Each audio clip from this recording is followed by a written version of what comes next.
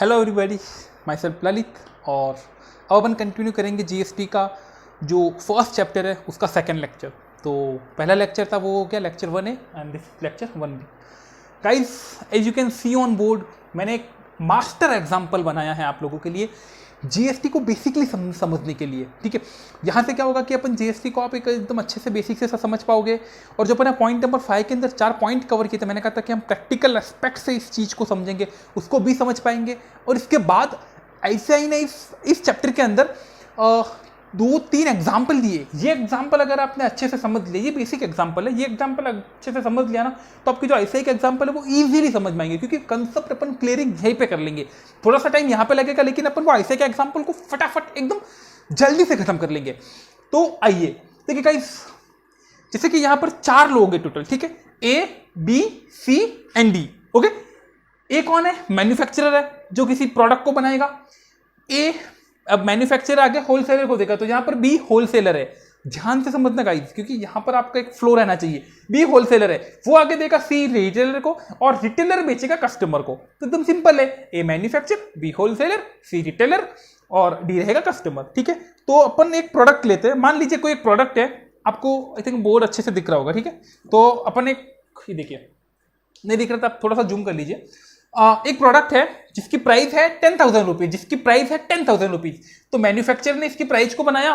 ठीक है, अब मैन्युफैक्चरर ने इस प्रोडक्ट को बनाया, अब वो बी को देना चाहता है। मान लीजिए इस प्रोडक्ट की रेट, जीएसटी की रेट अपन ने 10% रखी। वैसे बेसिकली मैं आपको बताना चाहिए तो जीएसटी में 10% की कोई रेट नहीं है। जीएसटी में 10% की कोई रेट नहीं है, but upon for the simplicity की मैथमेटिकल थोड़ा जल्दी से और इजी से हो जाएगा, इसलिए अपन ने सिर्फ एक एग्जाम्पल के लिए 10% ली। बाकी जीएसटी में 5, 12, 18% इससे कम भी है, बट मेनली 5, 12, 18 का दायरा है। अपन 10% की रेट अज्यूम कर रहे हैं। ठीक है, तो 10% जीएसटी, तो ए बोलेगा कि ए क्या है, होलसेलर बी को बिल इनवॉइस बनाकर भेजेगा। उसके अंदर ए लिखेगा कि प्राइस रहेगी मेरी 10,000 रुपीज गुड्स की, और इसके ऊपर GST at the rate of 10%। Price के ऊपर जीएसटी अपन ने पढ़ा था वैल्यू एडिशन टैक्स। आ जाइए गाइस आप पेज नंबर 1.8, जिसमें कंसेप्ट ऑफ जीएसटी में फर्स्ट पॉइंट था वैल्यू एडेड टैक्स। तो ये रहा वैल्यू एडेड टैक्स, जो वैल्यू है उसके ऊपर ऐड किया वो टैक्स हो गया।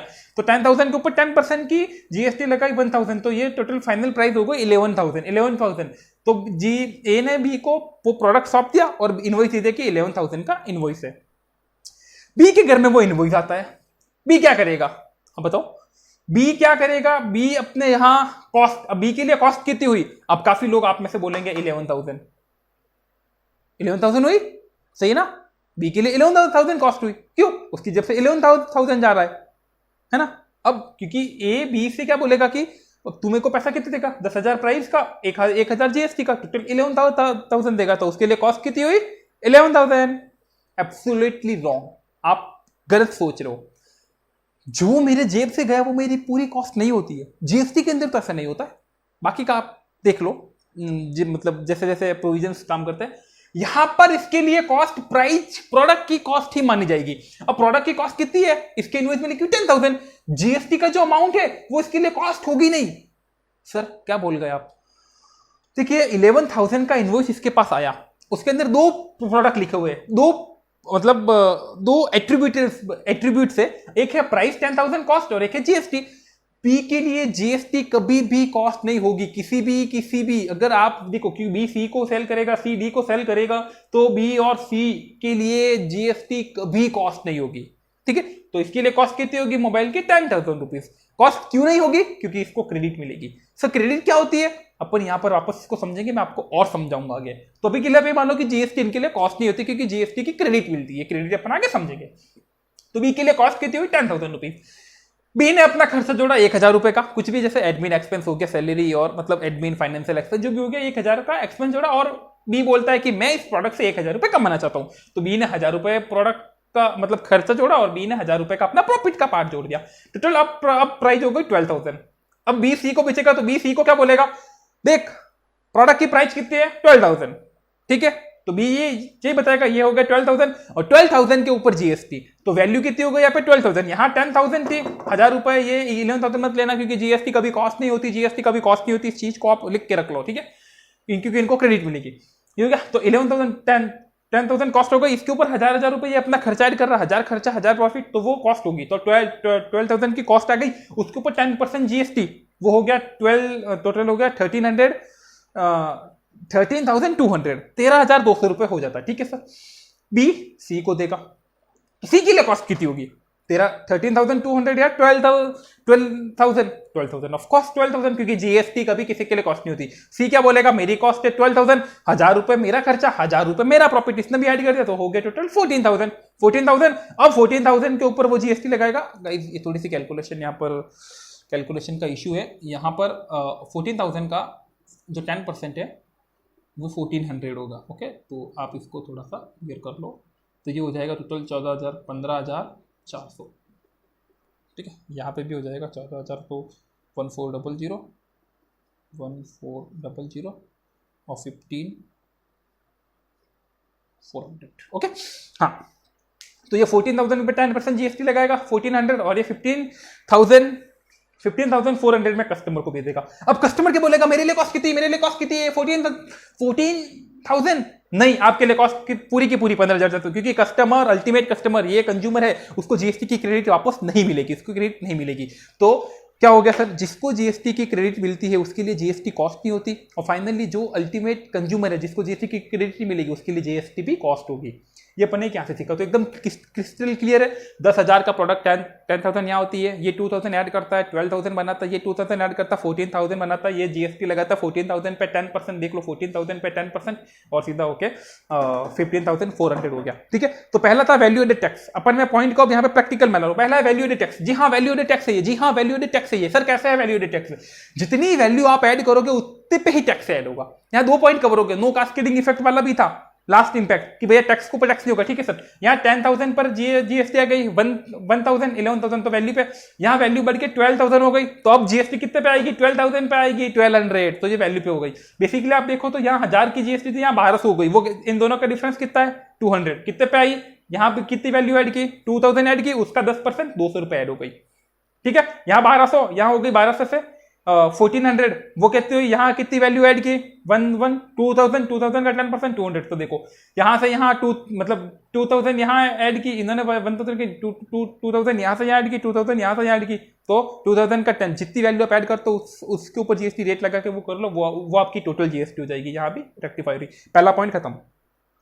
फिर 4th पॉइंट बोला नो कास्केडिंग ऑफ, देखो सर यहाँ 1,000 तो जीएसटी कितने पे लगा, 10,000 पे, यहाँ भी 12,000 पे, यहाँ जीएसटी पे जीएसटी नहीं लगा क्योंकि अपन ने ये विदाउट जीएसटी लिया। अगर मैं 11,000 लेता उसके ऊपर जीएसटी लगाता तो जीएसटी टैक्स पे टैक्स होता है, यहाँ टैक्स पे टैक्स नहीं है। यहाँ पर 10,000 बेसिक प्राइस पे, यहाँ 12,000 जो प्राइस है उस पर है, यहाँ भी 14,000 जो प्राइस है, जीएसटी पर वापस जीएसटी टैक्स लगा ही नहीं है। इसको मैं क्रॉस करने के लिए आपको बोल सकता हूँ कि फाइनल कंज्यूमर है उसकी फाइनल प्राइस है कोई 14,000 और उसकी फाइनल जीएसटी का अमाउंट हो गया 1,400। अब सब 1,400 कहाँ से आया, 10,000 इसकी थी, 2,000 इसने ऐड किया, 2,000 इसने ऐड किया, 14,000 हो गया, उसके ऊपर 10% जीएसटी 1,400, ये 1,400।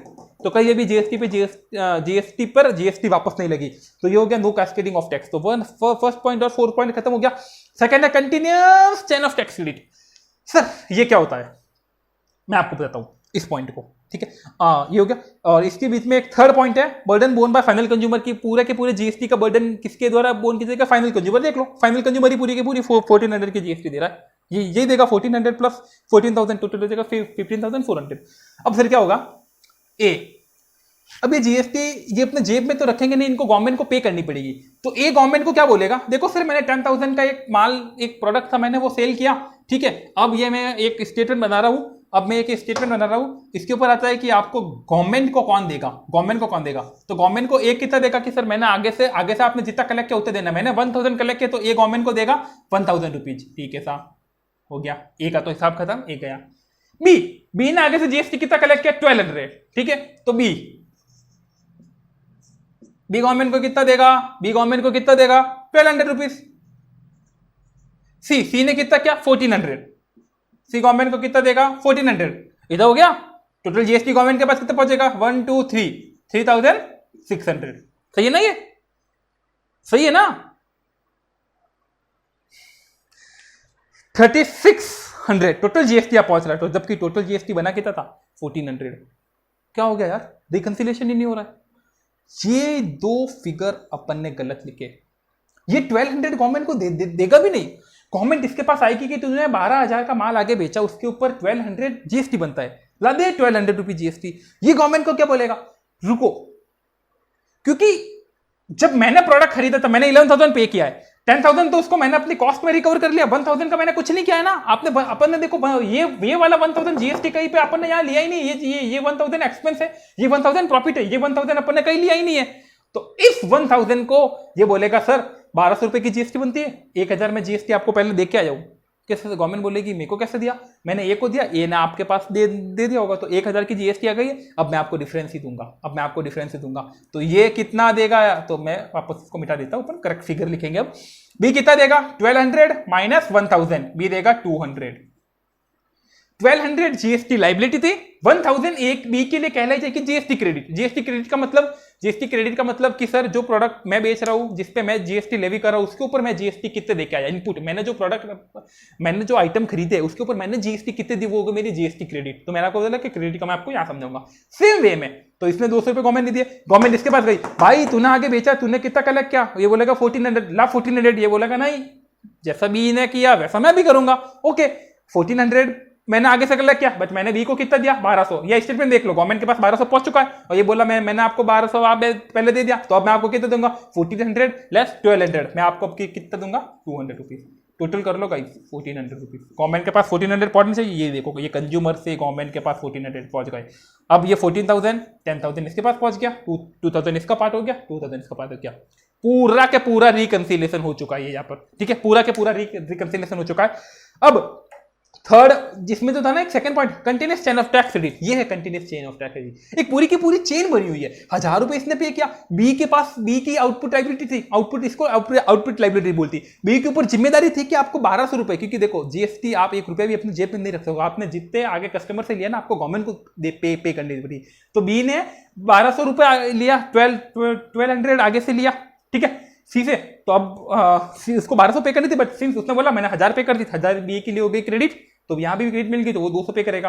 वापस सी ने आगे से 1400 लिया, उसने 1,200 बी को पे कर दी थी, तो इसके लिए बी क्रेडिट हो गई।